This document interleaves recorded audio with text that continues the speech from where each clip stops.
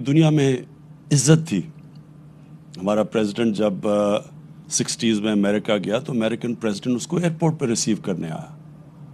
اسی پریزیڈنٹ جب انگلینڈ گیا تو اس کو جس طرح کی ویلکم دی گئی برطانیہ کے اندر، کیونکہ ایک ملک کی حیثیت تھی اور لوگ یہ دیکھ رہے تھے کہ یہ ملک بڑی تیزی سے اوپر جا رہا ہے، اور اس کے اوپر پریڈکشنز بھی تھیں.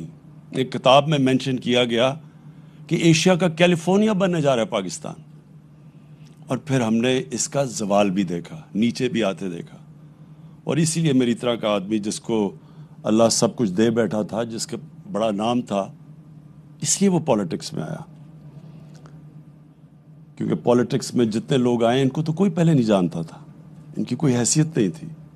بعد میں پالیٹکس میں ان کا نام آیا، لیکن مجھے تو سب پہلے جانتے تھے اور اللہ نے سب کچھ دے چکا تھا. تو وجہ اس میں آنے کی یہ تھی کہ تب تک ایک اللہ نے جو سب سے بڑا تحفہ دیتا ہے انسان کو، وہ ہے ایمان کا تحفہ. کوئی بھی اس سے بڑا تحفہ نہیں ہے. اور وہ جو جن کو اللہ یہ تحفہ دیتا ہے، تو قرآن میں یہ بھی آیت ہے کہ ایمان والے انسان کو پہچان جائیں گے. کیونکہ جو ایمان والا آدمی ہوتا ہے وہ آزاد ہو جاتا ہے کئی چیزوں سے، جو کہ زنجیریں زمین میں انسان کو روک کے رکھتی ہیں اس کا پوٹینشل اچیو کرنے کے لیے. وہ ایمان وہ زنجیریں توڑ دیتا ہے، جس کو علامہ اقبال جب شاہین کہتے ہیں، اقبال کا شاہین، تو وہ زنجیریں توڑ کے اوپر جاتا ہے.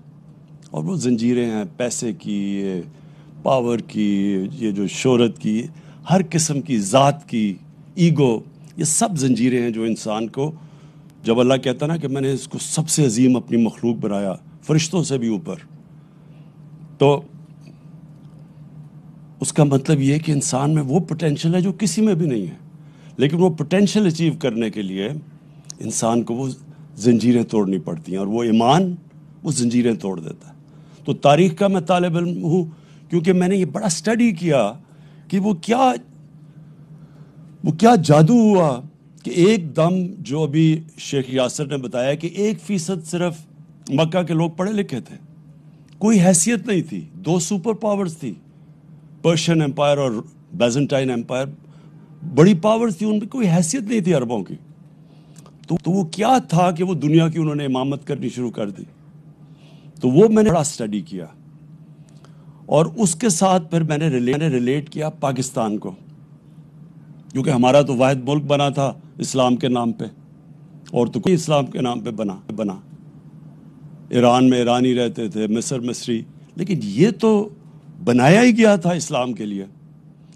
تو میں نے اس کو جب اسٹڈی کیا، تو میں نے جتنا میں اسٹڈی کرتا گیا اور جتنا اللہ نے میرا ایمان مضبوط کرتا گیا، اتنا ہی میں اس نتیجے پہ پہنچا کہ جب تک ہم سیرت نبی پہ نہیں چلیں گے، تب تک ہم وہ مقام نہیں حاصل کر سکتے جو علامہ اقبال کا خواب تھا.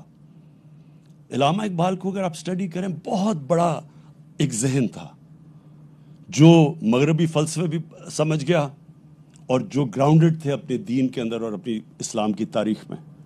اس لیے انہوں نے جو ایک ورڈ انگریزی کے اوریجنل تھاٹ، انہوں نے جو ان کی جو سوچ تھی، وہ بالکل ایک کسی کی غلام، یعنی جو ذہنی غلام بدقسمتی سے، کلونیلزم کی وجہ سے مسلمان دنیا میں ذہنی غلام ہیں، جو اپنی غلامی کی زنجیریں نہیں توڑ سکتے. وہ زیادہ خوفناک ہیں جسمانی غلامی سے.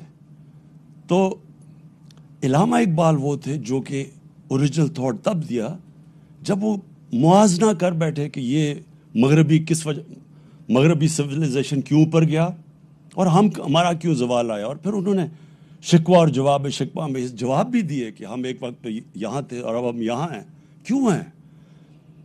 تو میں آہستہ آہستہ اس نتیجے پہ پہنچ گیا کہ ہمارا جو سسٹم بن گیا تعلیم کا، وہ ہی ہمارے لیے سب سے بڑی رکاوٹ بن گیا. ایک طرف انگلش میڈیم بن گیا جو کہ کلونیل ایجوکیشن سسٹم تھا، وہ ہمارا نہیں تھا. دوسری طرف ہم نے اردو میڈیم کر دیا جو نہ تیتر نہ بٹیر رہ گیا. تیسری طرف دینی مدرسے چلے گئے. 3 پیرلل ایجوکیشن سسٹم بن گئے. اب وہ 3 پیرلل ایجوکیشن سسٹم میں 3 قومیں نکلنی شروع ہو گئی. ان کا کنیکشن ہی ایک دوسرے سے نہیں رہا. تو سب سے بڑی چیز ہم نے فیصلہ کیا، سب سے پہلے تو ایک کور ایجوکیشن، ایک کریکولم ایک لے کے آئیں، تاکہ پہلے ان کو قوموں کو تو ایک طرف لے کے آئیں. لیکن جو سب سے بڑی چیز یہ ہے کہ جو بھی شیخ ناصر نے بھی یہ بات کی، جب بھی میں مکہ یا مدینہ گیا سب سے زیادہ لوگ پاکستانی نظر آتے ہیں آپ کو وہاں. سب سے پہلے پاکستان ریئیکٹ کرتا ہے، کوئی بھی اسلام کے خلاف کچھ ہو تو پاکستان میں ریئیکشن آتا ہے. سب سے زیادہ میرا دعویٰ ہے کہ روزے بھی یہ رکھتے ہیں، حج بھی یہ پاکستانی کرتے ہیں، پیسہ بھی سب سے زیادہ پاکستانی اللہ کے نام پہ دیتے ہیں. میں سب سے زیادہ پیسہ پاکستانیوں سے اکٹھا کرتا ہوں، اللہ کے نام پہ سب سے زیادہ پیسہ بھی دیتے ہیں. لیکن مسئلہ یہ ہے کہ ہم جو ایک طرح آپ سیکولر ورڈ استعمال کر لیں، ہم اصل میں سیکولر بن گئے. اور غلط میننگ ہے سیکولر کا، مطلب یہ ہے کہ ہم ایک طرف عاشق رسول بھی ہیں، سب سے زیادہ ہمارا دین کے اوپر زور ہے، لیکن دوسری طرف جو نبی کی سیرت ہے اس کی اور ہماری زندگی میں تعلق ہی کچھ نہیں ہے. اتنا بڑا فاصلہ ہے اس کے بیچ میں. میں نے بار بار ایک چیز، ایک انسیڈنٹ بتاتا ہوں لوگوں کو. ڈاکٹر اشفاق، بہت بڑے ڈاکٹر اشفاق احمد خان، میں سمجھتا ہوں پاکستان کے بہت بڑے اسکالر تھے. ان کی میں بڑی ان سے میں ملتا رہتا تھا. تو انہوں نے مجھے ایک دفعہ یہ اپنی بات بتائی کہ جب وہ چائنا گئے اور چیئرمین ماؤ کو ملنے گئے تو چیئرمین ماؤ کو بڑا ہیرو ورشپ، اس لیے کہ انہوں نے ایک جینون ریولوشنری تھے، سب ریولوشنریز ان کی طرف دیکھتے تھے. تو کہتا جب میں ان کے پاس گیا تو وہ ان کا ایک دن ہوتا ہے گریٹ باتھ کا، وہ ینگسی دریا کی تیر کر ادھر جا کے واپس آتے ہیں تو لائنیں لگی ہوتی ہیں لوگوں کی ہاتھ ملانے کے لیے ان سے. تو کہتا میں بھی کھڑا ہو گیا. جب میری باری آئی انہوں نے کہا جی کدھر سے ہو؟ میں نے کہا میں پاکستان سے ہوں. تو اس نے کہا کہ وہ گریٹ نیشن، بڑی عظیم قوم ہے پاکستانی. بڑا حیران ہوا ڈاکٹر اشفاق.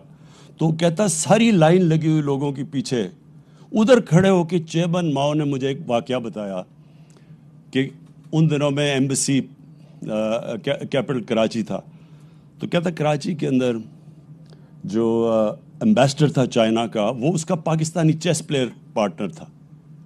تو کہتا وہ جو پاکستانی پارٹنر تھا وہ ہر 2 منٹ کے بعد جائے، دوپہر بڑی گرمی تھی، سب سے زیادہ گرمی کا ٹائم تھا، اور جا کے اپنے اوپر سر پہ پانی ڈال کے پھر آ کے چیس کھیلے. تو اس نے کہا کیا مسئلہ ہے؟ اس نے کہا میں روزہ رکھا ہوا ہے. تو وہ بڑا چائنیز حیران ہوا، کہتا تم چپ کر کے پانی پی لو، کسی کو کیا پتہ چلے گا. تو جب اس چیئرمین ماؤ کو چائنیز ایمبیسڈر نے یہ بتایا تو چیئرمین ماؤ نے تب، اب ذرا دیکھیں بڑا ذہن تھا نا، تو اس نے کیا سوچا کہ کیوں یہ عظیم قوم ہے. اس نے یہ کہا کہ جو قوم گرمی میں پانی اللہ کے خوف سے نہیں پی سکتی تو سوچ لیں کہ وہ اللہ کے خوف سے سچ بھی بول سکتی ہے، وہ رشوت بھی نہ لے گی، وہ ٹیکس بھی اپنے پورے دے گی. وہ تو اس قوم کو تو کوئی روک ہی نہیں سکتا. یہی تھا مدینہ کی ریاست میں. وہ کیسے عظیم قوم بنی؟ خوف خدا تھا ان کو. وہ اپنے اوپر سیلف اکاؤنٹیبلٹی تھی کہ اللہ دیکھ رہا ہے. جس طرح کہ میں کمرے میں جا کے پانی پیوں تو اللہ دیکھ رہا ہے، اسی طرح میں کوئی غلط کام کروں گا اللہ دیکھ رہا ہے. وہ قوم کی جو کیریکٹر تھا وہ ایسا تھا کہ صرف مسلمان تاجروں کو انڈونیشیا اور ملیشیا میں کوئی فوج نہیں گئی تھی مسلمانوں کی، ان کے کیریکٹر کی وجہ سے لوگ مسلمان ہو گئے. تو میں نے اس نتیجے پہ پہنچا ہوں کہ ہمارا سب سے بڑا مسئلہ یہ ہے کہ ہمارا عظیم قوم کا کیریکٹر نہیں ہے. عظیم قوم بننے کے لیے عظیم کیریکٹر چاہیے، سچ بولنا، سچائی. ایک دفعہ نبی صلی اللہ علیہ وسلم نے، کسی نے، ایک قریش آیا، کہتا جی میرا سارا قبیلہ مسلمان ہو گیا، لیکن میری جتنی اس کی عمر ہوگی، میں اس عمر کے اس حصے میں ہوں کہ میں اب عادتیں اپنی نہیں بدل سکتا. تو مجھے کوئی ایک چیز بتائیں کہ میں وہ کر لوں عمل جس سے میں اپنی عادتیں بھی رکھوں اور مسلمان بھی ہو جاؤں. تو انہوں نے کہا سچ بولا کرو.